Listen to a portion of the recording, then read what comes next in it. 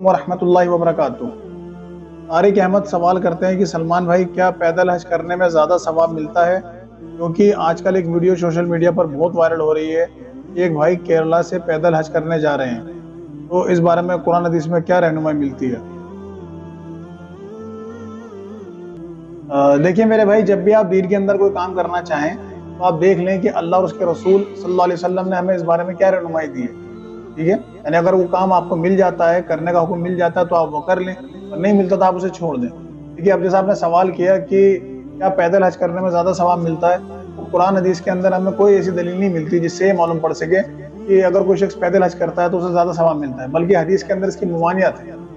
ٹھیک ہے، سب سے پہلی حدیث جو ہمیں ملتی ہے وہ صحیح بخاری میں کہ آپ صلی اللہ علیہ وسلم مسجد کے اندر تشریف لاتے ہیں تو دیکھتے ہیں کہ مسجد کی چھت سے ایک رسی بندھی ہوتی ہے جو نیچے لٹک رہی ہوتی ہے، تو نبی علیہ السلام فرماتے ہیں کہ یہ رسی کس لیے باندھی ہے، کیا کام ہے اس رسی کا؟ تو وہاں جو لوگ تھے انہوں نے کہا کہ حضرت زینب نے باندھی ہے، اور وہ اس لیے باندھی کہ جب رات کو وہ نماز پڑھتی ہیں اور نماز پڑھتے پڑھتے انہیں نیند کا غلبہ ہوتا ہے تو وہ اس رسی کو پکڑ لیتی ہیں، یعنی تھک جاتی ہیں جب اسے پکڑ لیتی ہیں تاکہ انہیں اس سے سہارا مل سکے اور وہ گر نہ جائے نیند کی وجہ سے۔ تو نبی علیہ السلام ناراض ہوئے اور آپ نے کہا کہ کیا تم لوگوں کو نہیں پتا کہ تمہارے جسموں کا بھی تم پہ حق ہے؟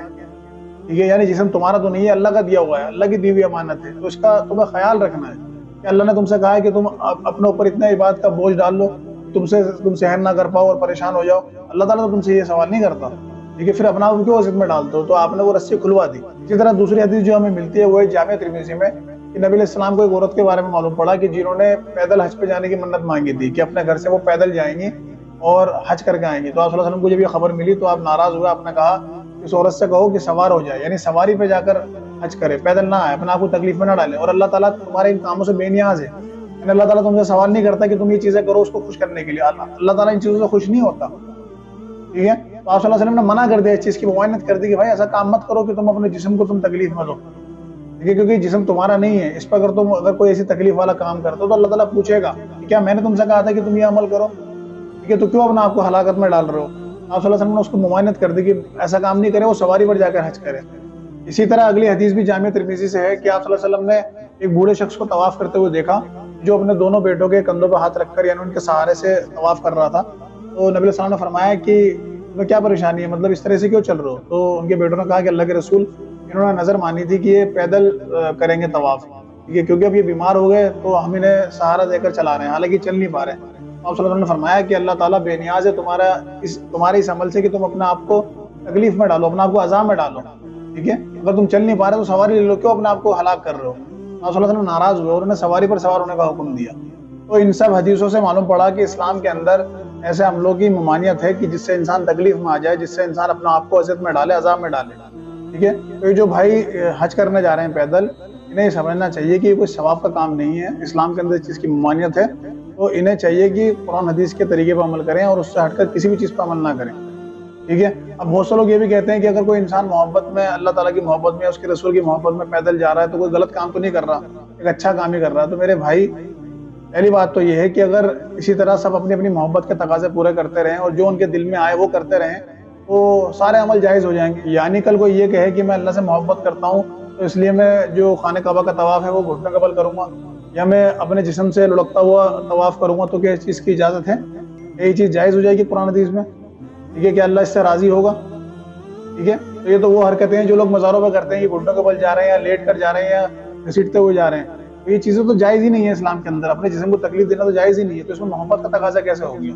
محبت بھی آپ اسی طریقے سے کریں گے نا جس طریقے سے اللہ اور اس کے رسول نے کرنے کا حکم دیا ہے، یہ تو نہیں کہ جو جس کے دل میں آ رہا ہے وہ کر رہا ہے۔ ٹھیک ہے، یعنی لوگ کہتے ہیں کہ اس کے اندر طاقت ہے تو وہ جا سکتا ہے، اس میں کیا ممانعت ہے؟ بھائی طاقت کی بات ہی نہیں ہے۔ ٹھیک ہے، آپ صلی اللہ علیہ وسلم کو ایک صحابی کے بارے میں معلوم پڑا کہ وہ دن بھر روزہ رکھتے ہیں، یعنی ریگولر روزہ رکھتے ہیں کنٹینیوسلی، اور رات میں نمازیں پڑھتے ہیں، سوتے نہیں ہیں۔ تو آپ صلی اللہ علیہ وسلم نے انہیں بلایا اور کہا کہ تم ایسا نہ کرو، تمہارے جسم کا تم پہ حق ہے، تمہارے پیٹ کا تم پہ حق ہے، تمہارے رشتہ داروں کا تم پہ حق ہے کہ تم ان سے بات چیت کرو، ان کو ٹائم دو، بیوی بچوں کا حق ہے، تم یہ کیا کر رہے ہو کہ رات بھر نماز ہی پڑھ لو، ٹھیک ہے، اور دن بھر روزے رکھ رہے ہو۔ آپ صلی اللہ علیہ وسلم نے ڈانٹا، حالانکہ انہوں نے کہا کہ اللہ کے رسول میں اس چیز کی طاقت رکھتا ہوں، اللہ کے رسول نے فرمایا طاقت رکھتے ہو تو بھی نہیں کرنا۔ ٹھیک ہے، اگر تمہیں روزے رکھنے ہی ہیں تو ایک دن روزہ رکھو، ایک دن مت رکھو، جسے داؤد علیہ السلام رکھتے تھے۔ ٹھیک ہے، تو آپ صلی اللہ علیہ وسلم نے منع کر دیا، یعنی جو لوگ کہتے ہیں نا کہ طاقت ہے تو کر سکتے ہیں، آپ صلی اللہ علیہ وسلم نے جو منع کرا وہ اس لیے منع کرا وہ بوڑھے تھے، یعنی جنہیں حج کے لیے منع کرا کہ سواری پر آئیں، پیدل نہ آئیں۔ ایسا نہیں ہے میرے بھائی، اللہ تعالیٰ کو یہ چیز پسند نہیں ہے۔ ٹھیک ہے، چاہے آپ طاقت رکھتے ہو یا نہ رکھتے ہو، جو کام اسلام میں پسندیدہ نہیں ہے اسے نہیں کرنا چاہیے۔ آپ اللہ تعالیٰ کو راضی نہیں بلکہ ناراض کر لیں گے. ٹھیک ہے. تو جب ہمیں حدیثیں مل رہی ہیں کہ صحابہ چاہتے تھے پیدل حج کرنا، آپ صلی اللہ علیہ وسلم نے منع کر دیا، ممانعت کر دی اس چیز کی، پھر ہمیں اور کیا دلیل چاہیے؟ پھر تو ہم یہ کہنا چاہ رہے ہیں کہ اللہ رسول جس چیز سے راضی ہو رہے ہیں اس چیز کو ہمیں نہیں کرنا، بلکہ اپنے ہی دل کی ہمیں ماننی ہے. ٹھیک ہے. تو جو بھائی پیدل حج کرنے جا رہے ہیں وہ اپنی اصلاح کریں. دین کے اندر ایسا کوئی عمل نہیں ہے. یہ آپ دین کے اندر ایک بدعت ایجاد کر رہے ہیں اور لوگوں کو یہ بتا رہے ہیں کہ دین کتنا مشکل ہے. جب آپ کو اللہ تعالیٰ نے فیسلٹی دی ہے تو اس کا فائدہ اٹھائیں. اس کی مثال اس طریقے سے سمجھے کہ آپ نے حرم کے اندر دیکھا ہوگا کہ اذانیں ہوتی ہیں 5 وقت. ٹھیک ہے. اور وہاں کے جو مؤذن ہیں وہ عزت کرنے لگے کہ کیونکہ میں اللہ تعالیٰ سے محبت کرتا ہوں اور میں چاہتا ہوں کہ میری آواز نارملی لوگوں تک پہنچے، میں اس مائک سسٹم کا یوز نہیں کرنا چاہتا. ٹھیک ہے. میں نہیں چاہتا اسپیکر کے ذریعے میری آواز آئے، میری آواز نیچرلی لوگوں تک پہنچے. اور وہ جا کر اونچائی پہ کھڑے ہو جائیں اور اذان دینے لگے، تو کیا یہ ان کی عقل مندی ہے؟ یہ جہالت ہے. ٹھیک ہے. ظاہر سی بات ہے جہالت ہے کہ جب اللہ نے تمہیں فیسلٹی دی ہے کہ تم لاکھوں لوگوں کو بنا چلائے نارملی اپنی آواز پہنچا سکتے ہو ایک سسٹم کے ذریعے، تو تم کیوں اپنا گلا خراب کر رہے ہو اور چلا رہے ہو؟ تم کتنا ہی چلاؤ گے تمہاری آواز کتنے لوگوں تک پہنچ جائے گی؟ 100 لوگوں تک، 200 لوگوں تک، پورا حرم میں تو نہیں جا سکتے نا. ٹھیک ہے. تو بھائی سیم اسی طرح جب اللہ تعالیٰ نے آپ کو فیسلٹی دی ہے کہ آپ آرام سے وہاں جا سکتے ہیں حج پر، ٹھیک ہے، تو آپ کیوں اپنا آپ کو ہلاک کر رہے ہیں؟ کیوں اپنا آپ کو پریشان کر رہے ہیں؟ کیوں اپنا آپ کو اذیت دے رہے ہیں؟ کیا جسم کی پوچھ اللہ تعالیٰ آپ سے نہیں کرے گا کہ آپ نے اسے کیوں اذیت میں ڈالا؟